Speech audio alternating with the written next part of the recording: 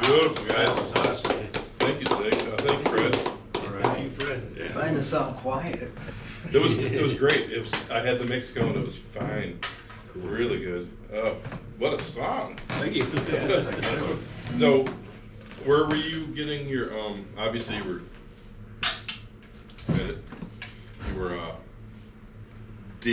diving into Cajun music. Right. Were you just learning the phonetics, or did you know the words, or when you started doing the French parts? Oh, I learned a lot of the lyrics in the French part. Actually, came from hanging around with some of the Cajun folks that were in the band. And you knew what they meant. No, it was phonetics. Then you were just grabbing the words. And well, no, I know what they mean. Oh. I know what they mean, but while we were on the road, you know, the one Cajun accordion player we had, we got to be real close friends, and he would teach me a lot of the words. I said, well, how can I get this, do this, you know, what's the right way to, how do I sing this, you know, how do I get the words, and I used to, you know, Cajun dictionary and stuff like that, and I don't know a whole lot of it, but I know enough to find what I need for my songs and stuff like that.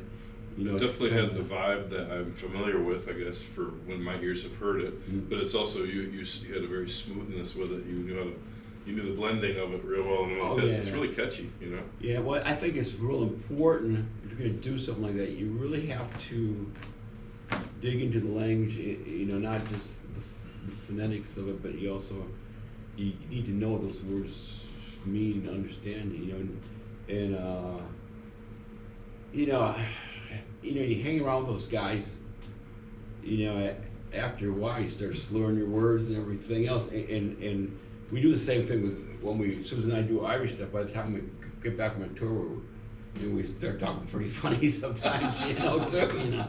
Because you hang around all these people, you start picking up on it subconsciously, I believe. Yeah, yeah. And so, and she sings in Gaelic, of course, and I do the French thing. But this is Cajun French, which is not like French Right. or France. I mean, it's similar but different. Mm-hmm. I think there's an old story about Clifton Chenier went on a tour, and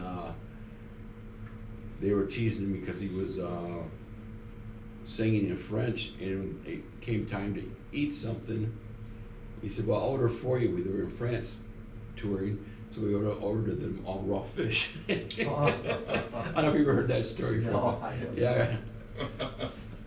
But Wow. So it's a different French compared to like the French Canadian. oh, the dialect. It's just like Yeah. it's like any other language. You know, like just Yeah. like English, we talk different here, and then the deep South in New York, they have an accent. You know, up in the UP, you know, yeah, I mean, everywhere you go, you know.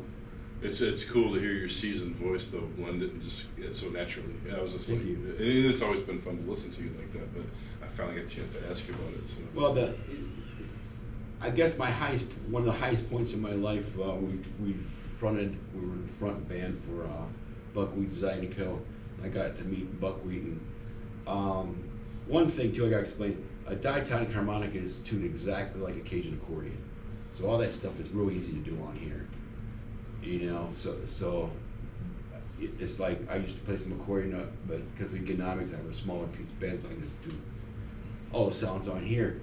And that day I had only a 3-piece band. I said, "Buck, I can't play accordion because I gotta play guitar too, and I guess I can do it on harmonica." He said, "Well, you gotta do what you gotta do. That's cool." But after getting him playing, Buckwheat actually complimented me about 3 or 4 times during his set, which I just well, I guess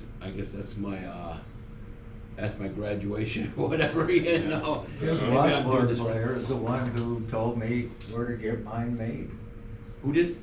His washboard player. Okay, oh yeah. At the time. Yeah, I bought mine from Larry Miller down in Louisiana. So another Yeah, mine was player. Larry Coleman or something. Really? But he also made Clifton Cheniers, and he made a lot of the Zydeco, Yeah. original Zydeco guys. Yeah, actually I got my accordion. One of my accordions I bought from Larry, the other one was Slim Ballard.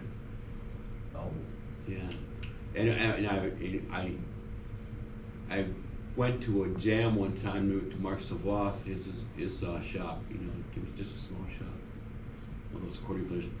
You know, I always he tell. makes them, doesn't he? Oh yeah, he's probably the top builder, Oh. accordion builder. But whenever people tell me they're going to Louisiana and want to know where to go, it's just find the accordion player, so tell you where to go. That's what you do. You know? Wow. Man, fantastic, Zig. This is great to hear all this different stuff and tour stories and everything. I want to step back to, was your mom and dad both musically inclined? Absolutely not. I'm the biggest fluke in my family there ever was. So you just naturally gravitated to something that was never there surrounding you. I guess so. You know, well, my parents always had music playing around the house. You know, and I have one cousin that plays, I guess, but I can't get her to play with me. You know, for whatever reason. I do have another cousin who will be like a second cousin, because one of my cousin's kids that is studying with me right now, and he's showing a lot of promise. You know. Are you any relation to Mike Ziegler? Well, no. He's a drummer down in Detroit. He plays in a Well, my name band. My name is actually Zeitler, not Ziegler. Oh. Yeah, and a lot of people don't know. They think it's Ziegler because of the Ziggie part, but it's actually Zeitler. Yeah. Fantastic. I've known you so long as Ziggy that I. Yeah. Well, yeah, That's yeah, why and everybody does. I was just saying, everybody. I had to start the show like that just to hear him say his name, because Yeah. everybody knows Ziggy Yeah, right there. it's spelled Zeitler, so everyone wants to say Zeitler when they say it phonetically, but it's Zeitler. And you were stopped briefly when we were talking earlier about your favorite album. Oh, yeah. Muddy Waters record. What one was that? Marty's Real Folk Blues album. Okay. Yeah, I'm sure you. That's one of the rarest blues albums. I still haven't read That's it all. about Yeah. $400 or $500. Oh, really? I have a copy of that too. The original? I think so. I bought it in, well, I don't, maybe not. I bought it in 1969. So maybe it was a Yeah. reissue. I'm not sure. And most of that's pretty well better in my head now, too. What a great album. Oh my gosh, that just blew me away. And most of it was just him, his guitar and a bass, you know. What was, well, let's go through your record collection here. And I was listening to a podcast last night, and it's something I'm like, I never thought about using that in ours, but, you know, all of us music collectors got a pretty substantial collection, or at least a lot of favorites. Right.